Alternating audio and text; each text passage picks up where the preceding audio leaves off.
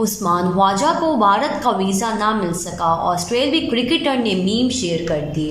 آسٹریلوی cricketer Usman Khawaja visa issue کے باعث بھارت نہ جا سکے۔ کرکٹ آسٹریلیا کے مطابق عثمان خواجہ کا ویزا کلیئر ہو جائے گا اور توقع ہے کہ وہ آج بھارت روانہ ہوں گے۔ عثمان خواجہ نے سوشل میڈیا پر ٹیم کے ہمراہ بھارت نہ جانے کا لکھا اور انتظار کی ایک میم بھی شیئر کی۔ کرکٹر نے اپنی پوسٹ میں لکھا کہ میں ویزا کا انتظار کر رہا ہوں، یہ ایسے ہے جیسے میں پھنسا ہوا ہوں۔ آسٹریلوی اسکواڈ منگل کی رات سڈنی سے بھارت کے لیے روانہ ہوا تھا۔ عثمان خواجہ کو 2011 میں بھی بھارت جانے کے لیے ویزا ایشو کا سامنا کرنا پڑا۔ انہیں 2011 میں چیمپئنز لیگ T20 ٹورنامنٹ کے لیے بھارت جانا تھا۔